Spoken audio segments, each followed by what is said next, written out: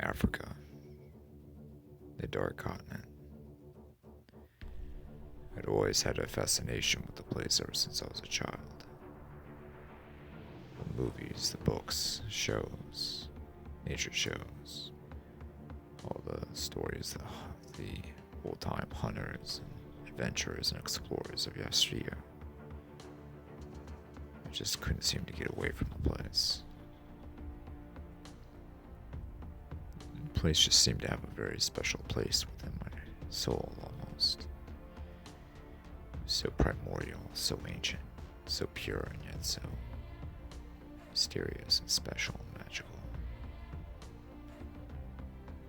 One beast in particular tickled my fancy during this time. It was the mighty Mbogo, the Black Death, the Cape Buffalo. Arguably the most dangerous thing that could be hunted. The animal itself was responsible for the most deaths of any hunters of any game animal that ever been pursued, and the hunt was an extremely dangerous endeavor. But that was a risk I was willing to take. The animal just simply awed me with its strength, its power, its beauty, and its tenacity, its determination. The incredible building blocks of muscle, the thick bones, the incredible black skin, and the amazing horns emerging from the head. The beast just simply captured something within myself that I never thought I'd be able to capture. It was almost as if the animal was beckoning me to the continent. For years, almost, it seemed like the animal was just beckoning me, daring me to come to pursue it. So one day I finally gave up the ghost, contacted a safari guide. His name was Clive Browning, a younger guy, early 30s, same age as me, athletic, wild, sternly built. British accent as thick as anything you'd find in London these days, and just an adventurous, free-willing man. The type of man that lives life on his own rules, his own accord. Someone that can't be caged or possessed or limited by the opinions of civilization or society. So we scheduled a date for me to come over to Tanzania to hunt with him. I flew over and I met him at the airport. Johnny, how are you doing, my man? Good, Clive, how are you? Fantastic. A lot of game is moving around at our concession, so let's get a move on. 1 hour, 2 hours, 3 hours go by. We make it to the lodge at the edge of the concession and we get settled in. Over at dinner and drinks, in front of the sunset, we discuss and share hunting stories.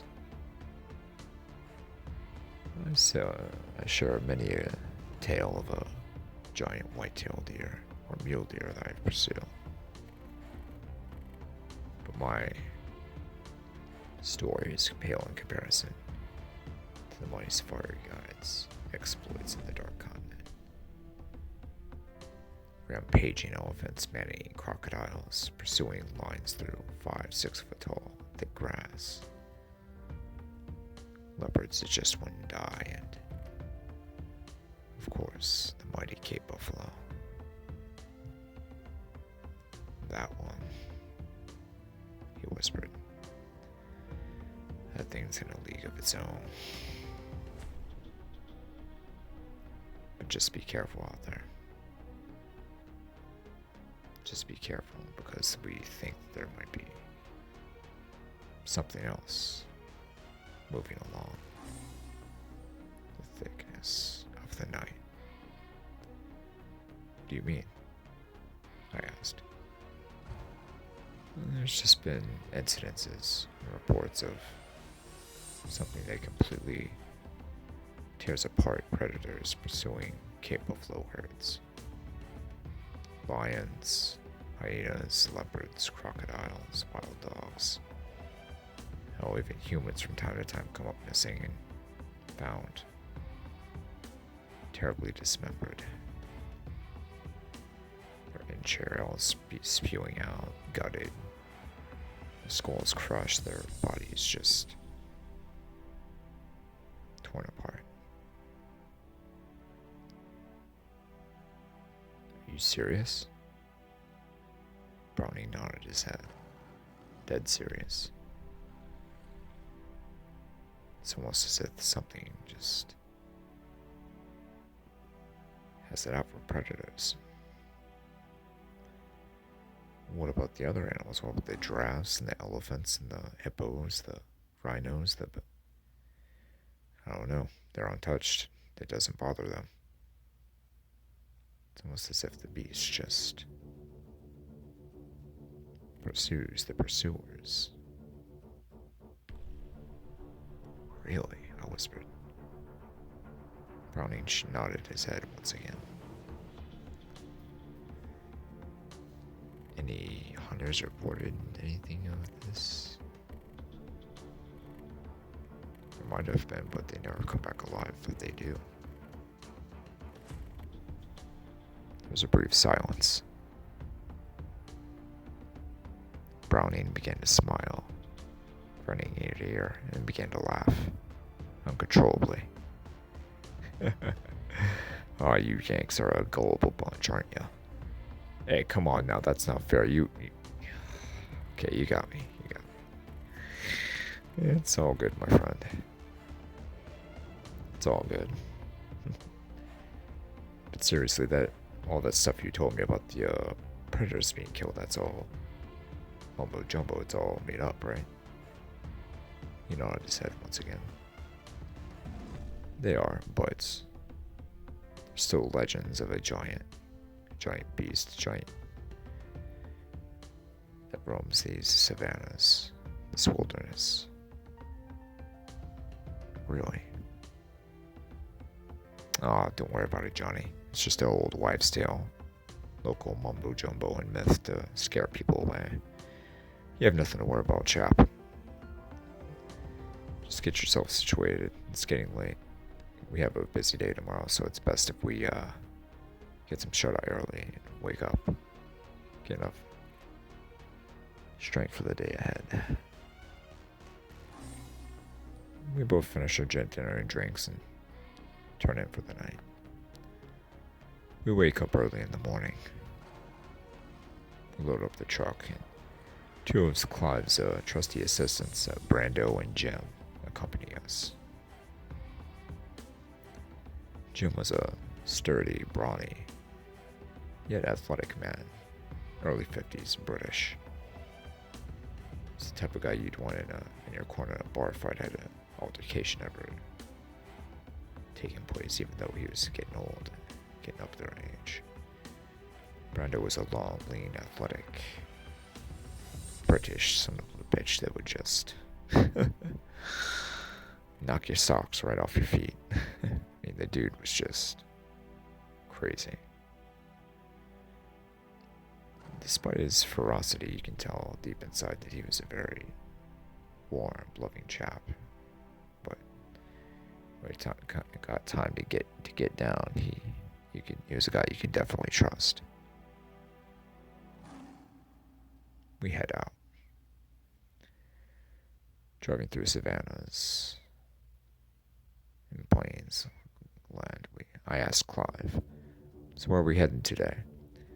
"Oh, some spots and a few meadows, and there's this one spot that I would like to check out, where a forest. It's right next to a large savanna. I'd like to check that out. There's a nice little watering hole on the south side of it, but the forest is on the north side that starts to meet with the savanna."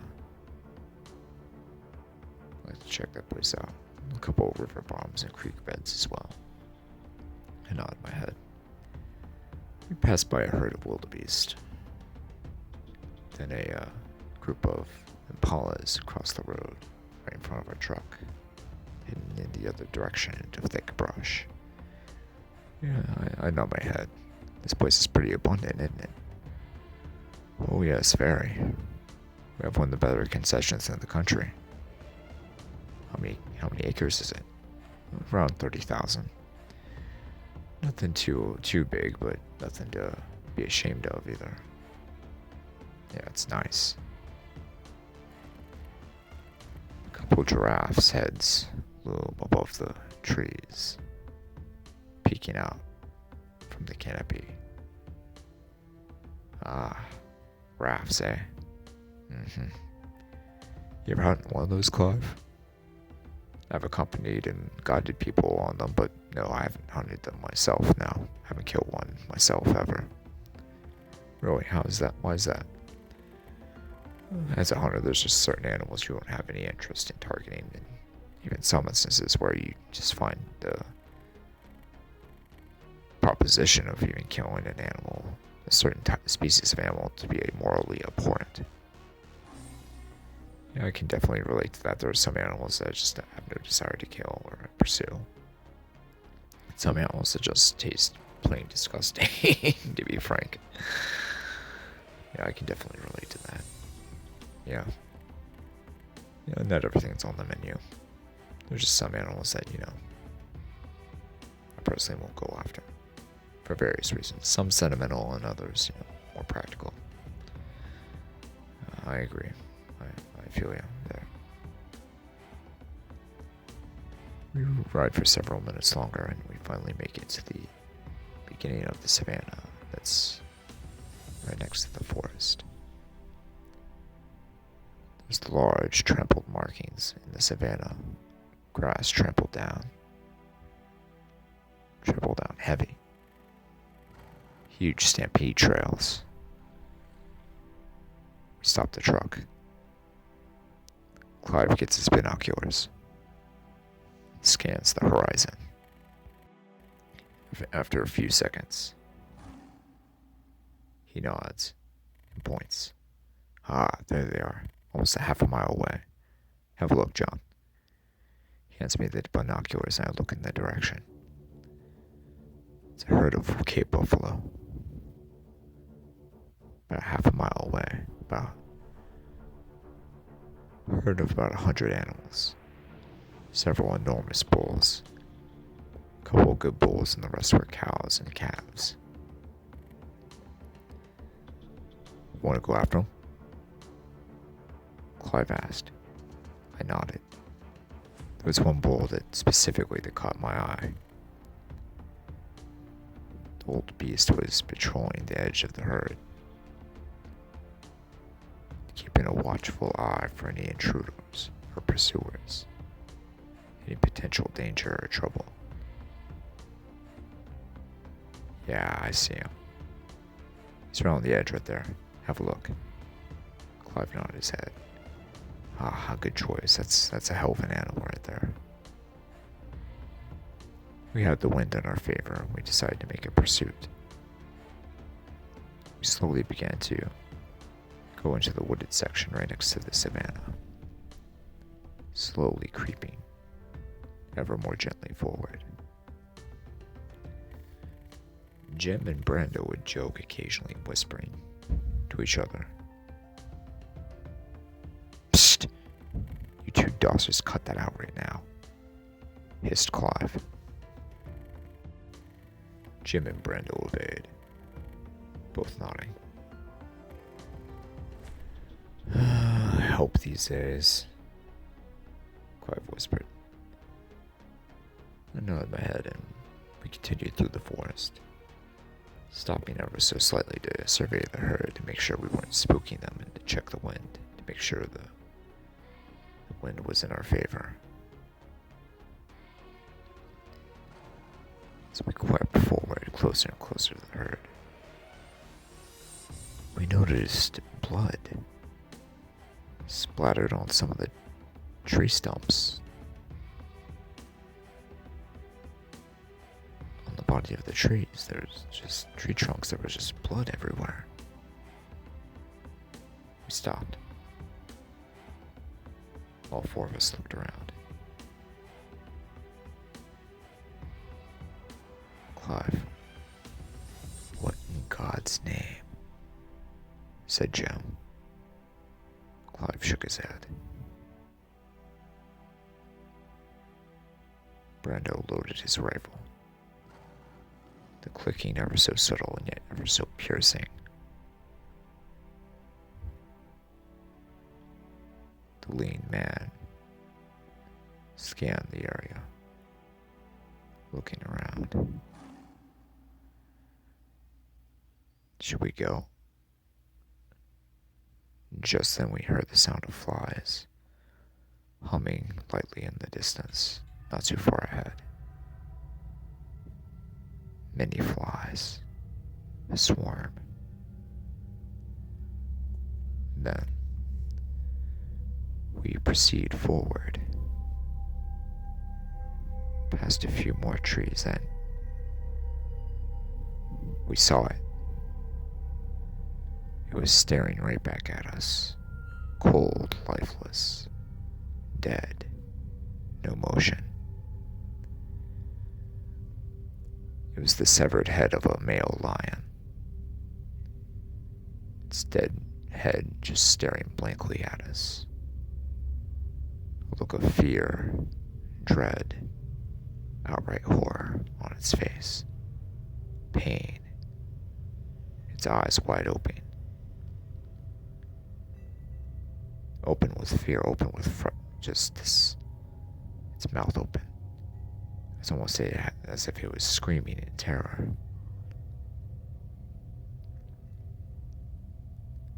Clive. Are there poachers around?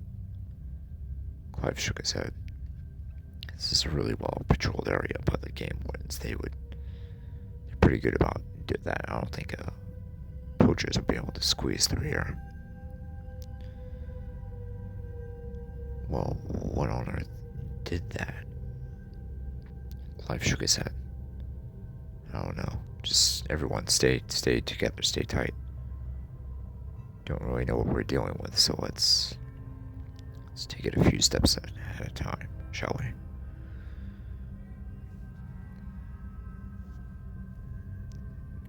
The disembodied head, the severed head, stared at us. Its golden hazel eyes, lifeless, cold, staring blankly.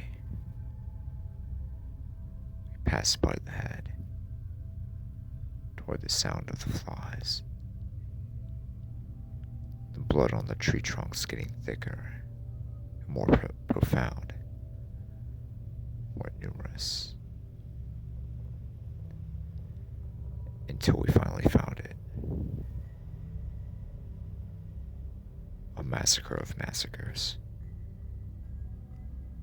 Dozens of lions, torn apart, crushed, disemboweled, impaled. Impaled through tree limbs and just disemboweled their organs, just skulls crushed. A massacre beyond a massacre. About a dozen individuals. Oh God, I shouted.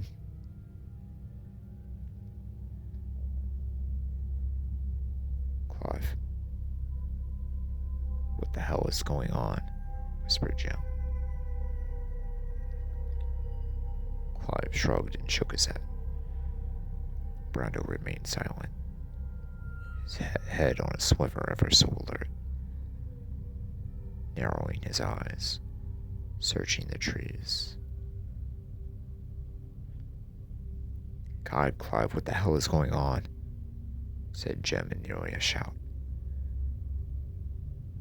Clive raised his hand. Listen, he whispered.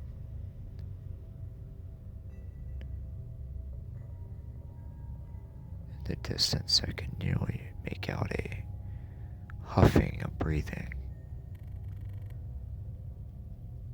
Never heard anything like it before. It was just huffing and breathing. It was just so. Clive raised his hand even higher. He turned his head back to Jem and Brando, but as I turned my head back with him, we discovered that there was no one there. No one behind us. No one covering for us.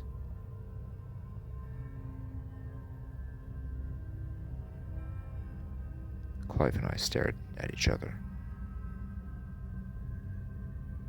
Terror filled the air. Fear filled our hearts. Sweat began to drip down. We looked back again. We looked back at each other. Where the hell did they go? I whispered. I don't know, whispered Clive. This is just so unusual. I just don't know what. Okay, forget the herd. We need to find Jem and Brando now. He instructed. Here, follow me. Slowly. We don't know what we're dealing with here, so let's use some discretion and be very, very careful. I nodded. I loaded my rifle. We began slowly into the forest.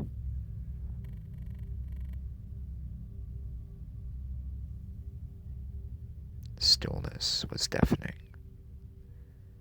The silence was unsettling.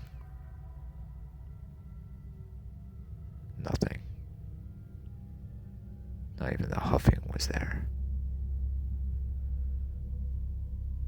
Till finally we stumbled upon.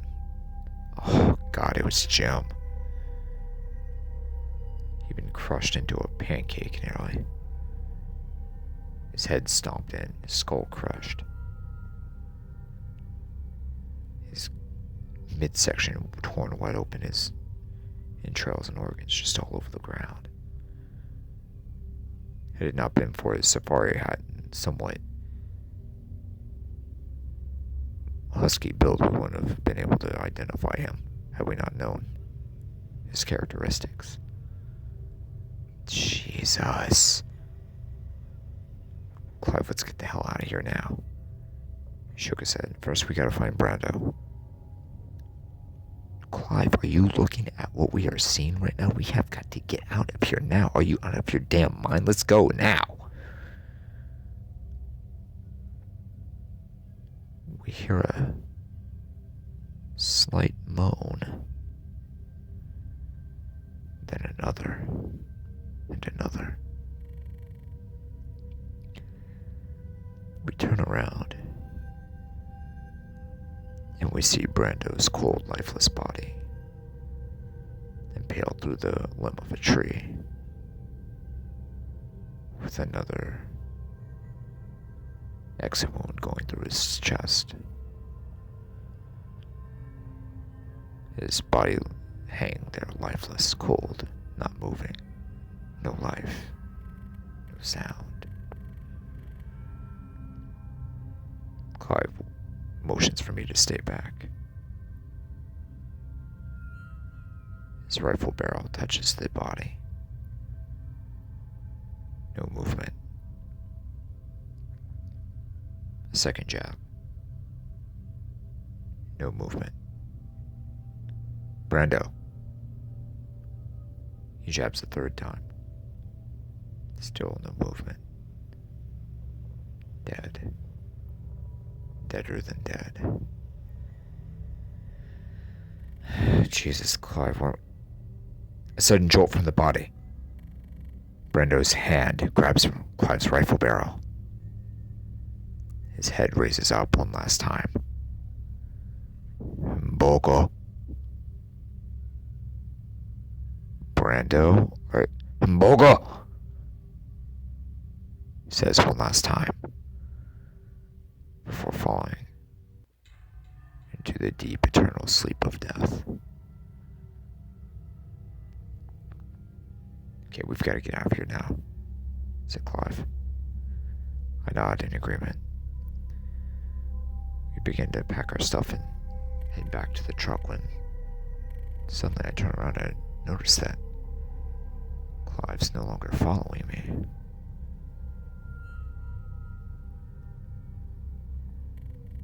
I head back for the truck, but now the Savannah's no longer in sight. The Cape of Flowhead's no longer in sight. It's just this thick forest.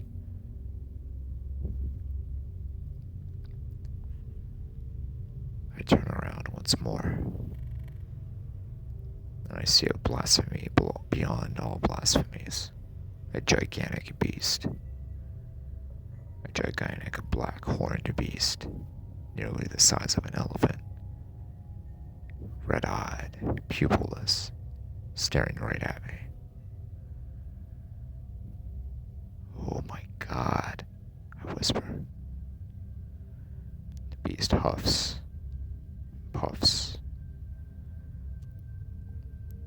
A specimen beyond the imagination of anyone in Hollywood or any crazed safari goer anywhere. The animal was gigantic. It stood huffing, tensing its body, its enraged glare staring right at me. You can almost see the smoke coming off the nostrils and the ears.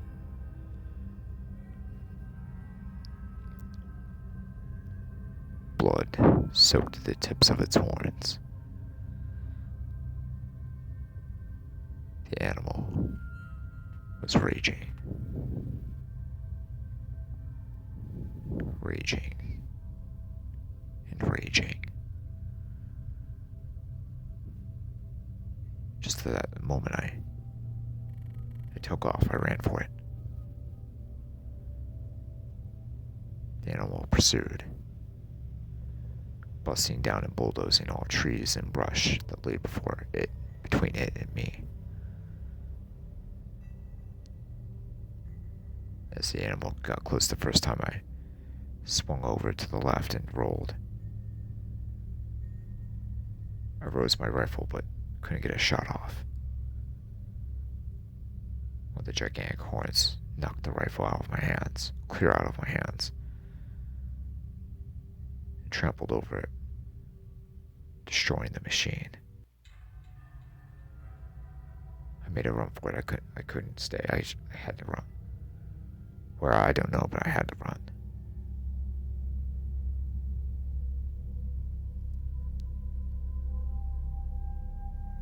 I ran and I ran. Pulled out a Bowie knife in anticipation that the beast would catch up with me. The sun was getting low and the forest was getting dark. I could hear the monstrous breath behind me. Coming and coming and coming. The beast pursued. The pursuer had become the pursued. I was being stalked, chased. Pursued by a monster beyond anyone's imagination of hellish proportions.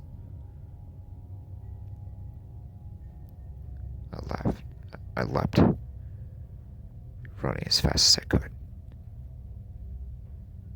The beast got close once more.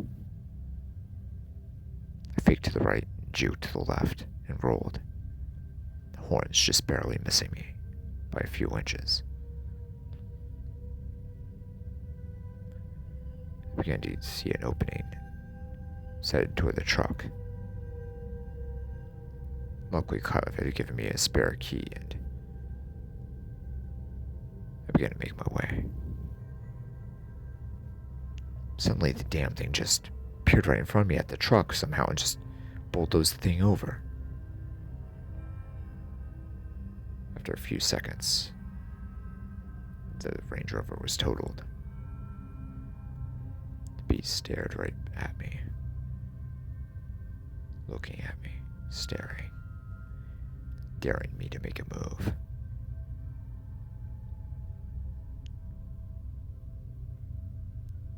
I ran across to a neighboring forest, journeying across the opening of the savannah. Just barely made it by a couple feet before the animal was able to just barely miss me by a few inches again. We get all the way to the lodge, sweating, breathing heavily. I bust open through the door, frantically look for a phone or a computer or something I can notify the authorities.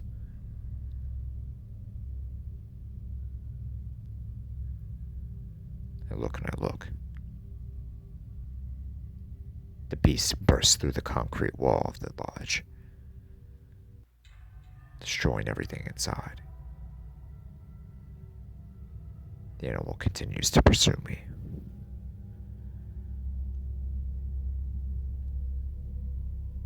Its red eyes fixated on me. I close my eyes in anticipation of what's about to happen next. I prepare myself for death. I prepare for the ultimate finality. About 30 seconds goes by. Then a minute. Then almost 2 minutes. I open my eyes and see that nothing's there. I begin to hear the sound of a Range Rover, a safari truck, coming in the far distance. Peek my head through the hole of the lodge, and sure enough, it's a party of African hunters. I wave and frantically go outside. I flag down the truck and the main guide gets out. Fairly athletic man with a thick African accent addresses me. Hey, you're not gonna believe me, but there's just been this. We know, he answers, patting me on the shoulder.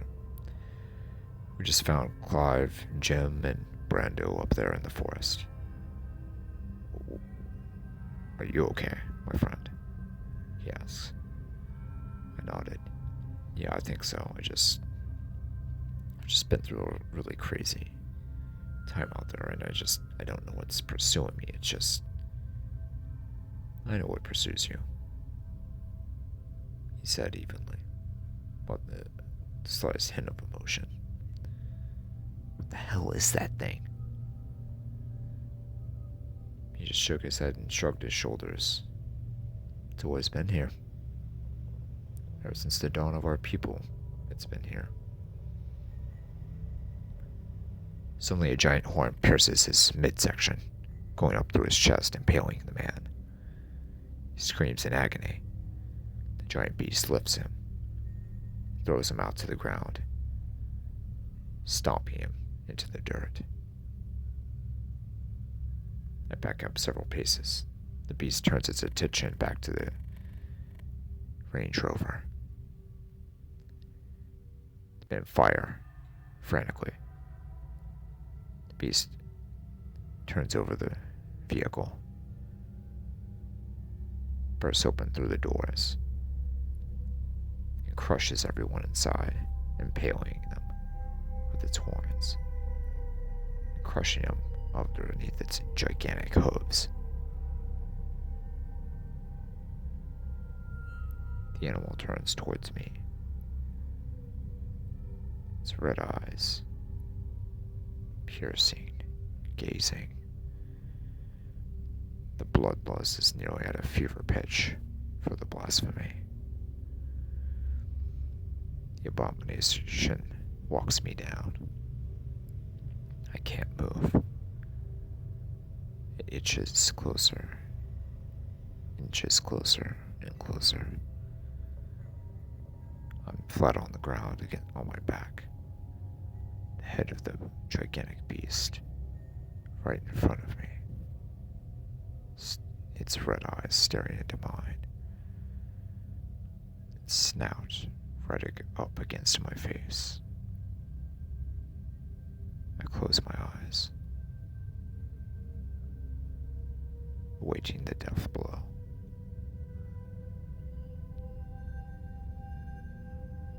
But that death blow never came. After about a minute or two, I open my eyes. I have a look around and I see the destruction, the carnage. And I see the trail of massive hoofprints, leaving the dirt driveway and heading off into the savannah. But there was nothing there. I squint my eyes looking, but only the breeze moved the thick grassland in front of the gorgeous African sunset, the descending sun. I shake my head and mumble to myself one last time.